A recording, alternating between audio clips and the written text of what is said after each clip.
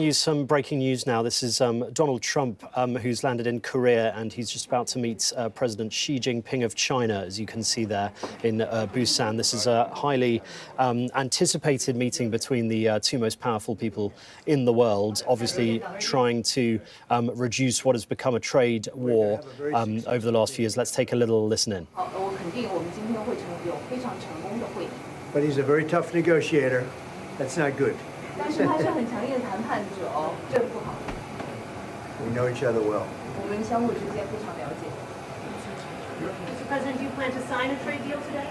Could be. I think we'll have a great understanding.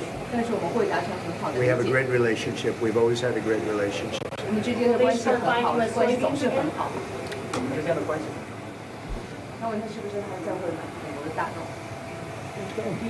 Will you discuss Taiwan?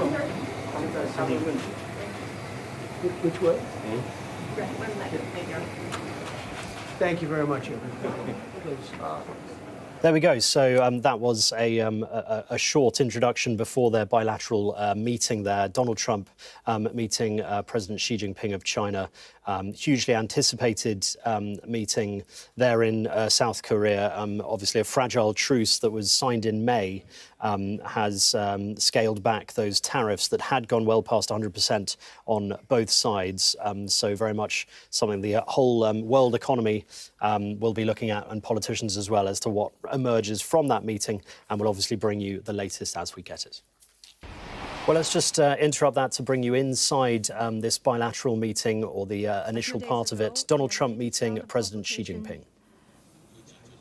Our two economic and trade teams reached basic consensus on addressing our respective major concerns and made encouraging progress. This provided the necessary conditions for our meeting today. Mr. President, I am ready to continue working with you to build a solid foundation for China-U.S. relations and create a sound atmosphere for the development of both countries. Mr. President, you care a lot about world peace, and you are very enthusiastic about settling various regional hotspot issues. I appreciate your great contribution to the recent conclusion of the Gaza ceasefire agreement. During your visit to Malaysia, you witnessed the signing of the Joint Declaration on Peace along the Cambodia-Thailand border, to which you had provided input. China has been helping in our own way Cambodia and Thailand properly settle their border disputes, and we have also been promoting peace talks to resolve other hotspot issues. The world today is confronted with many tough problems. China and the U.S. can jointly shoulder our responsibility as major countries and work together to accomplish more great and concrete things for the good of our two countries and the whole world. I look forward to exchanging views with you on questions important for our two countries and the world. Thank you. Thank you. Thank you very much. It's great to have you all. Thank you very much. Mr. President, why did you change your nuclear plans? Why are you going to be doing more nuclear testing?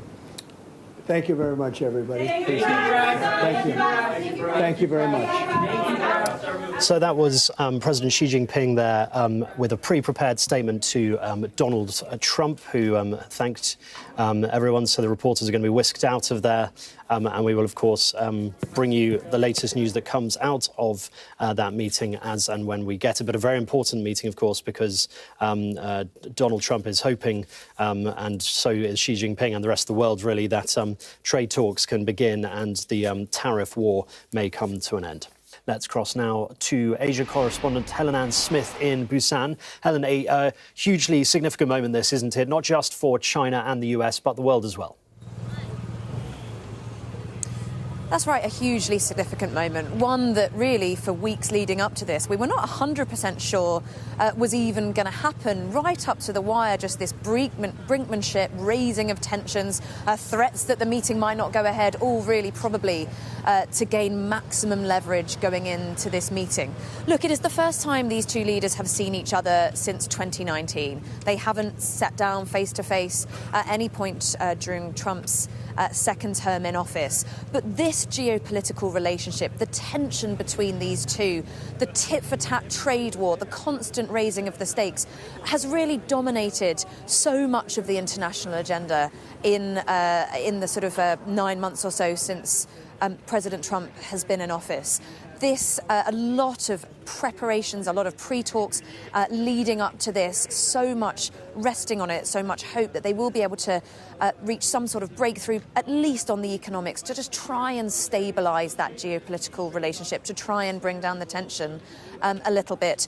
The early images we've had from inside Ginhei Airport behind me, where this meeting is taking place, really very, very striking indeed. Such a sense of how different the styles are between these two men. And a sense of the power play as well, I think. We saw these images of the handshake in front of their flags. Donald Trump was there first. Normally they sort of orchestrate these things where they both walk on at the same time. Not so today. And then in that handshake, it was almost a little bit awkward. Donald Trump really sort of dominating the space. He was the one leaning in. He did all the talking. He made some sort of off-the-cuff remarks, talking about how the two leaders respected each other, but also sort of making small jokes, saying, you know, Xi Jinping's a tough negotiator and that's not good. And it was so interesting because those remarks didn't really draw as much as a raised eyebrow from his counterpart, just totally inscrutable Xi Jinping's face. And I think that says so much about the differing styles of these two leaders. And that will, of course, be a complicated stumbling block going into these talks. The Chinese and Xi Jinping, they do not like unscripted moments. Everything is usually been ironed out ahead of time, pre-scripted remarks. Donald Trump really lives for these unscripted moments and often kind of relies on his ability, his force of character to kind of force the deal in the end. So, look, that difference in style is something they'll need to overcome. There were a few opening remarks then for the cameras before the doors closed.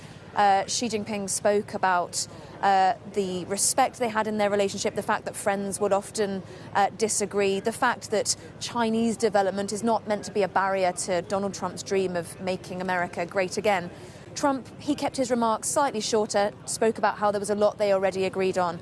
And look, and then the doors closed and the hard negotiations are currently underway as we speak. And as I said, so much that divides them, so much on which they need to negotiate. I think top of the agenda from the perspective of both will be the economic issues, the trade war.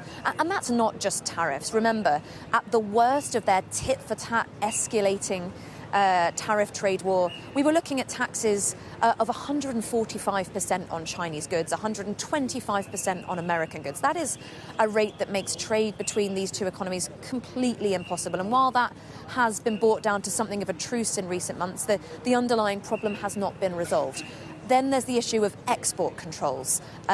In terms of Chinese restrictions, in terms of being unable to access American chips, America being restricted in terms of its access to these crucial rare earth minerals. That's the stuff that's used to make semiconductors, AI, weaponry. China controls the vast majority of the world's supply, and that is a big stumbling block. Beyond that, they might talk about fentanyl, they might talk about TikTok, they might talk about some of the thornier political issues that they disagree on, the island of Taiwan, the South China Sea, perhaps broader democratic issues as well. Look, there is just so much that they disagree on, so much they could get their teeth into.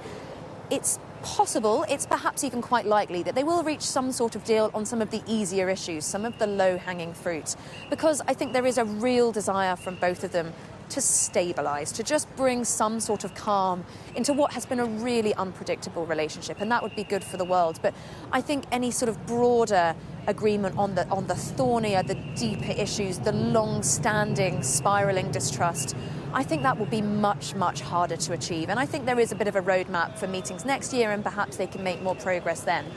But look, for now, I think what Donald Trump will find today is a slightly different Chinese delegation to the one that he will have met 6 years ago in 2019.